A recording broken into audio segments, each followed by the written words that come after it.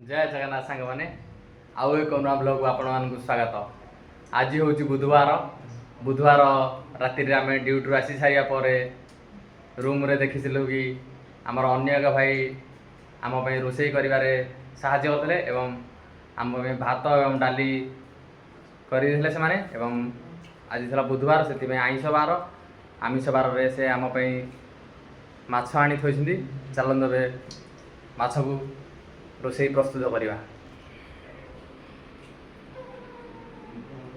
एबे देखिए माछ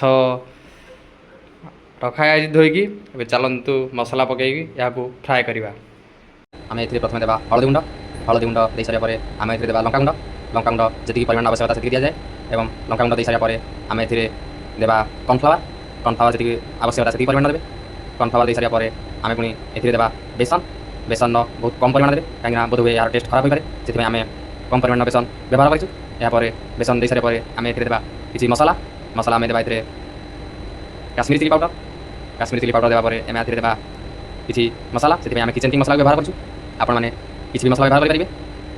माछ तरकारी को बनवाई आमर किसी परिवार आवश्यकता पड़ता से मु तुरंत मार्केट रु जाई परिवा किसी नहीं आसती बहुत सारा परिवा थिला किंतु आमर आवश्यकता थिला टमाटो एवं किसी राशन सामग्री दरकार थिला से एक ऑयल दो।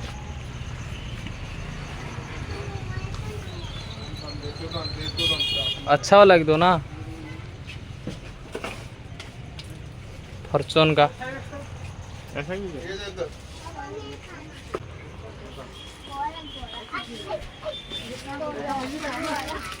ये कितना है 100 या भितर आमर माछर तरकारी प्रस्तुत हो जाता। माछ तरकारी आपने देखिपे पियाज हो आसला यापर आम देवा पियाज बटा देवा द्वारा आमर माछर झोल टिके गाढ़ा रही पारे से आम पियाज बटा देलु एवं यापर आम देवा चिकेन मसला जेहेतु आमर माछ मसला ना से आम चिकेन मसला देलु यापर आम देवा किचन किंग मसला यह हूँ तरकारी स्वाद को बढ़ाई दे थाए। चिकेन मसला देवापर आम देवा काश्मीरी चिली देवा द्वारा यार कलर रे बहुत परिवर्तन आनी थाए एवं आखि को मध्य बहुत सुंदर देखा जाई थाए एवं यह को आम मिसई देवा।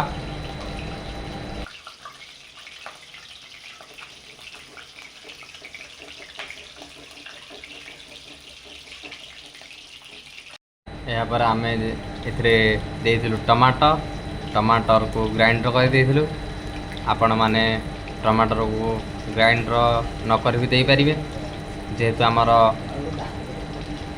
ग्राइंडर अच्छी से आम टमाटर को ग्राइंडर कर देलु एवं देखिए माछ सब छणा हो रही सारी एवं मसला प्रस्तुत हो सारा। यापर आम देलु पानी को गरम होगापी देवा किसी समय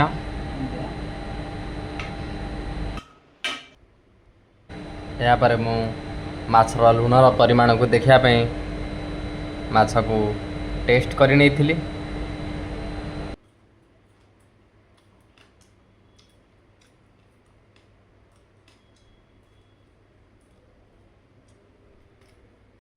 यहीपरि भाव आमर मसला गरम हो आसला गरम हो आसला आम माछ को देदेवा एवं यापर मु माछ को गोटी गोटी करी कड़ाई रे दे देइथिली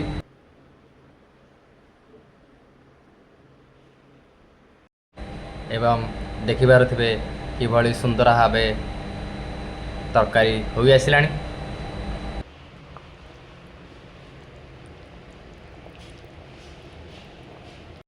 एबे तरकारी संपूर्ण हो सारी अच्छी देखिपे एवं तरकार स्वाद बढ़ाई आम से धनिया पत्र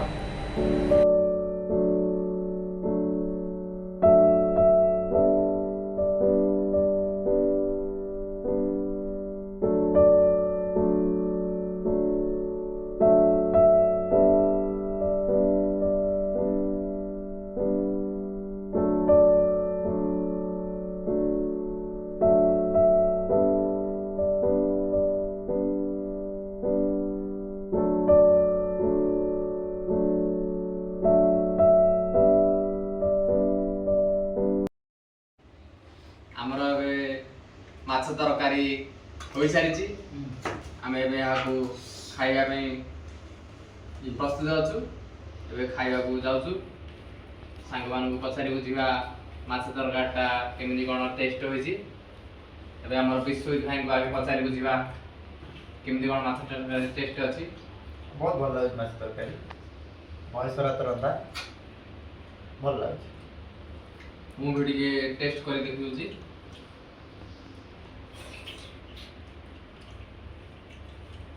ଟେଷ୍ଟ ଅଛି, ବହୁତ ଭଲ ଅଛି। ଏବେ ରହୁଛି, ଆପଣମାନଙ୍କ ସହିତ ଆଉ ଏକ ବ୍ଲଗରେ ଦେଖା ହେବା।